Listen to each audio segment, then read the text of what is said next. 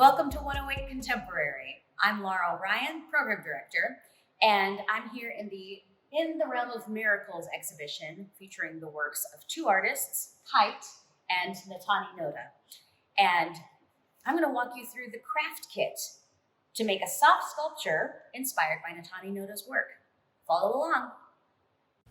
Before you get started, grab 3 things: paper, something to draw with, and scissors. Within each kit, you'll find the instructions and a bunch of materials. For example, you have pipe cleaners, and we included a sewing kit. You'll have beads, an odd number of googly eyes. You'll have some filling, which can be separated, and you'll have 1 piece of felt. And you'll also have some feathers. You can use as many of these supplies as you want, or as few, and you can also always add some of your own. This first step might be the most important one. Planning your soft sculpture will help to make sure that you have enough material to complete the design you have in mind. Since you only have 1 sheet, I found it helpful to fold my paper in half when I was drawing the idea of my soft sculpture, so that I could make sure I would have at least 2 sides that I could fill with stuffing. If you make something that's cube-shaped or pyramid-shaped, then you'll need to make sure that you draw it small enough so that when you have a pattern, you'll have enough material to complete the sculpture.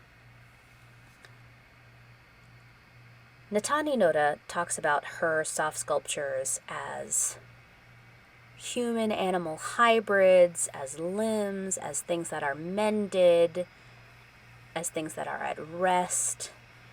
And for my soft sculpture, I thought, what if I made a monster? But I was also thinking of a potato, so I made a potato monster. It's maybe a potato human hybrid. But I also wanted to use some of the materials that were in the kit. So I think I'm going to make a pipe cleaner mouth, to sew that on top of the sculpture. I planned out the googly eyes, and I'm making little limbs, and I think I want to use the feathers. So I'm going to add those in at the top, almost like a fascinator. My next step, once I have my design, will be to make sure that I can cut out all the pieces and that they'll all fit on 1 sheet. So I'm going to cut this in half so that I can trace the main parts that aren't decoration, onto the other side of the paper. I'll speed up this process. Then I'll meet you back at the end. A couple things that I'll point out are that I did have to darken the edges of my main shapes so that I could see them through my scrap paper.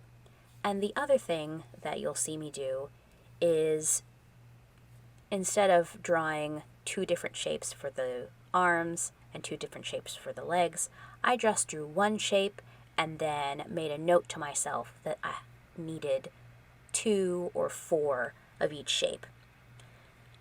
And I also give myself a seam allowance. A seam allowance is a sewing term so that you don't accidentally sew your object too small because you forgot to account for where the thread is going in and out of the fabric. So I added just a little bit around the edge, just in case. and thankfully I had enough space to do so.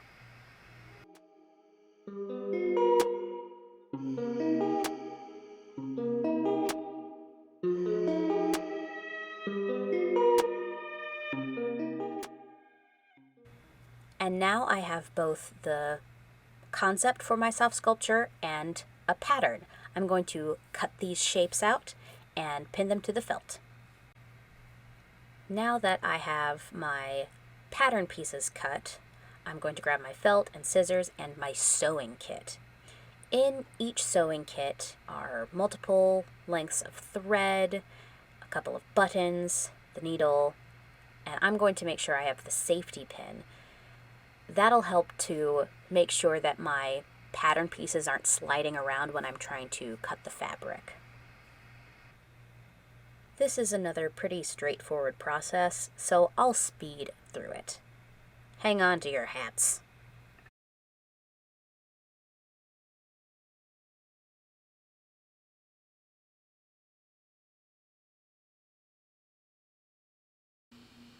Now I have enough shapes cut out to make the front and back of each part of my sculpture.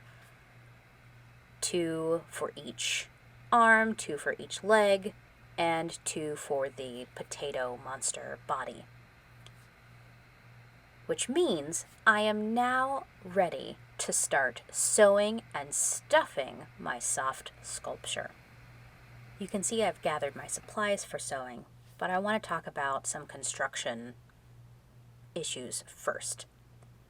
I want my limbs to be inside the body of this potato monster. I could attach them all separately, but because I want to sew the finished arms and legs into my piece, and I also want to add feathers from the inside rather than gluing them or sewing them onto the outside of the body, I'm going to start by sewing up the arms and legs first. Then I'm going to sew feathers onto the body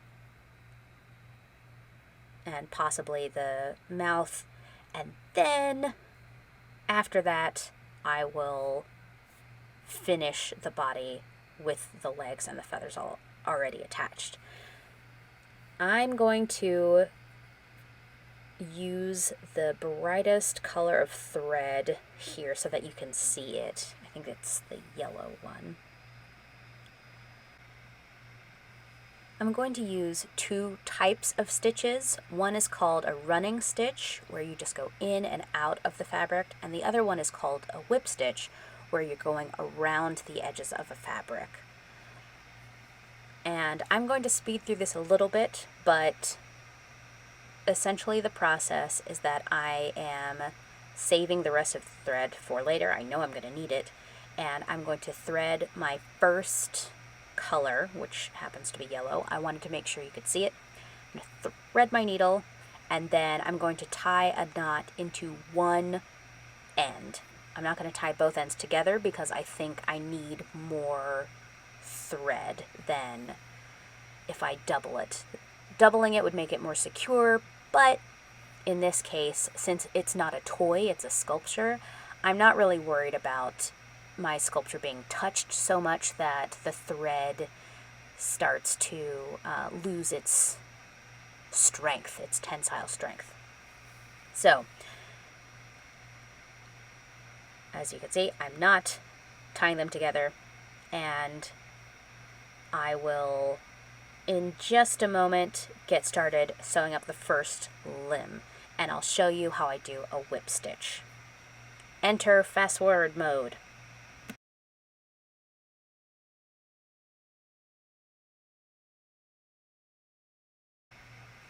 I'll slow down temporarily to show you that this is the whip stitch.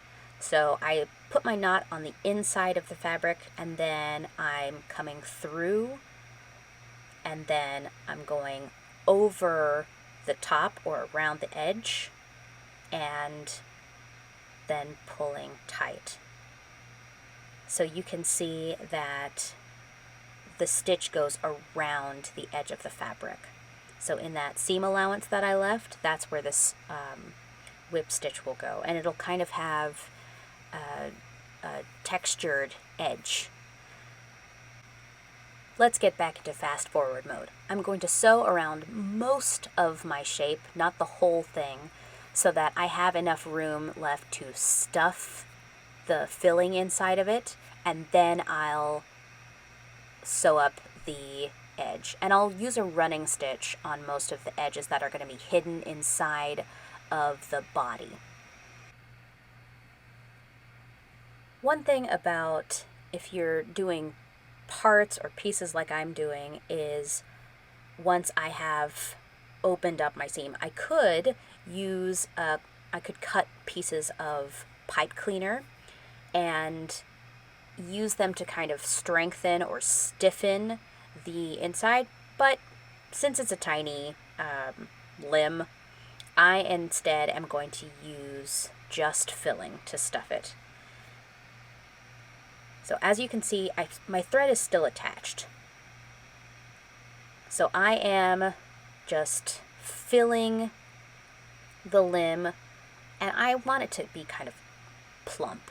If you want a more kind of relaxed, soft sculpture, then use less filling. And you can always experiment with it and take some out if you look at it and think this is too thick or too full. And I used a pencil to help push it into the corners. And once that's all finished, I'm going to take my thread again and just do a running stitch in and out. In the fabric one side, out the other, and then repeat going the other way. This is pretty thick felt, so it's not an immediate process, but the running stitch is probably the easiest stitch there is to do.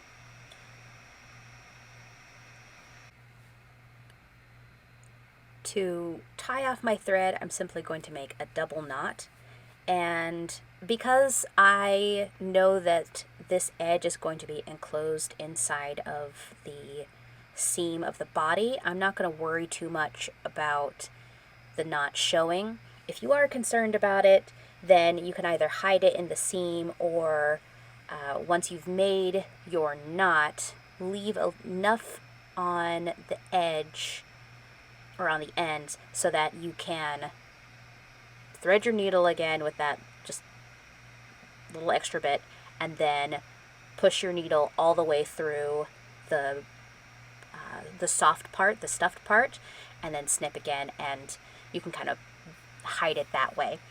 But it doesn't really matter.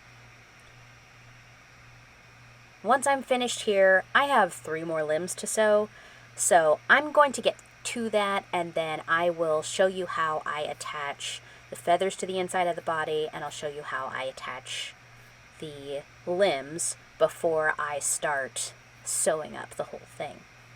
And a little bit of decoration. How about that? I have my limbs, I have my safety pin, and I have the back of the body. I'm going to secure the limb to the edge of the body with the safety pin, and then I'm going to use a running stitch that in and out to make sure that the limb stays where I want it to. By the way, we're going to do a lot of fast forwarding here. Sewing is a long process, but once I have my limb attached, I'm going to just use a running stitch. This is an extra step that I'm taking. Not necessary. I could always have just sewn the body and the limbs all separately and then attach them together. But in this case, I was looking at Natani Notah's pieces, and all of the things like the feathers or the beaded parts, they're all sewn into the piece in a way that you can't see how she attached them. So I'm using that as inspiration here. And once I have my first limb attached, I'm going to undo the safety pin, I'm going to tie off and cut the thread, and then like magic, I am going to attach all of them, starting now. Time jump. All of the limbs are attached, and I've added feathers.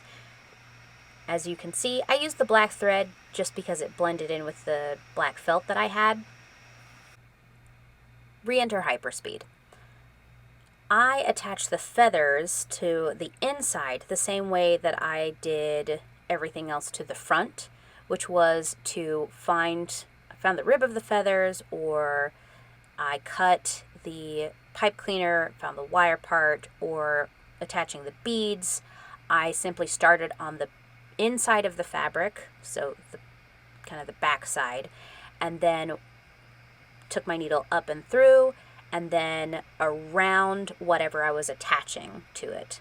I used the same method with all of these. I also played around a little bit to see how many beads I wanted to use, or if I wanted to add more decoration, and decided I was satisfied with this. I'm going to add the eyes after everything is all sewn together. So my next step is to start around the edges, leaving space enough for stuffing to go in, and I'll show you in this next section. Bam! Almost at the end, I've left probably 3 inches of an opening around the edge in order to add my filling. By the way, I had used my safety pin to attach the centers of the front and the back of the potato monster body, so that it stayed in the right place when I was sewing around the edge. But I don't need it anymore. So I've stopped, my needle and thread are still attached, and I'm going to add my stuffing in sections.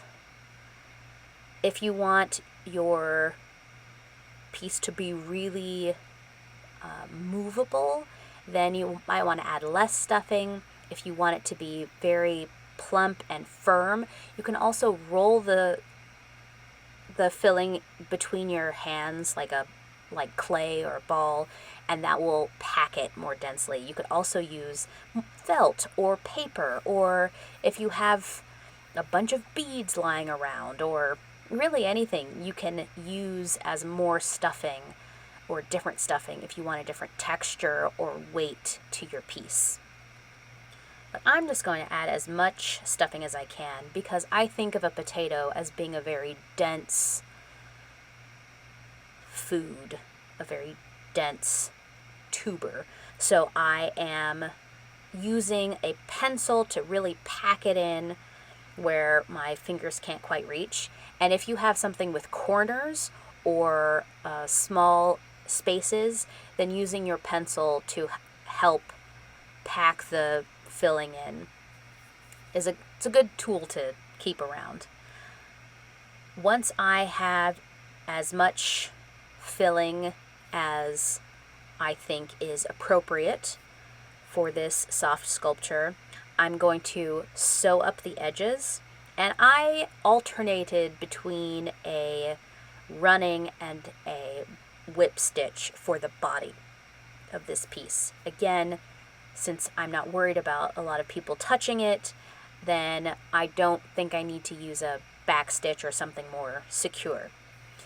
Also, since I'm using multiple colors of thread, once I run out, I'll choose a different color, then I think a running stitch kind of helps highlight the different colors and makes it a feature instead of a bug, as they say.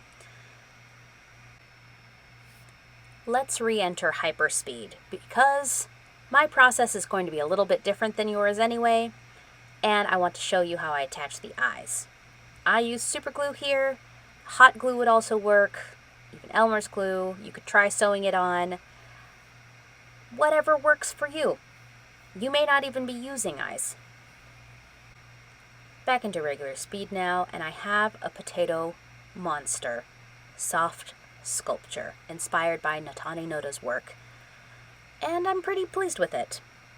I'd love to see some of your soft sculptures. Tag us at 108 Contemporary on social media. But I want to show you some of the other soft sculptures that the other 108 Contemporary staff member made. We have kind of a leopard stegosaurus with more feathers instead of armored plates. It also has 3 eyes. We put 3 eyes into each craft kit because we thought it'd be fun and interesting. This one also has, instead of using the pipe cleaners as decoration, the pipe cleaners are in the limbs and in the body to kind of give it it's almost posable. And we also have this snake, which is made mostly instead of, I don't think there's any stitching on there. There's no sewing. It's just hot glue around the edges. And feathers, and this person found some yarn to add. And there's more pipe cleaner in the center. The fun part about these soft sculptures is that you really can add anything that you find laying around to them.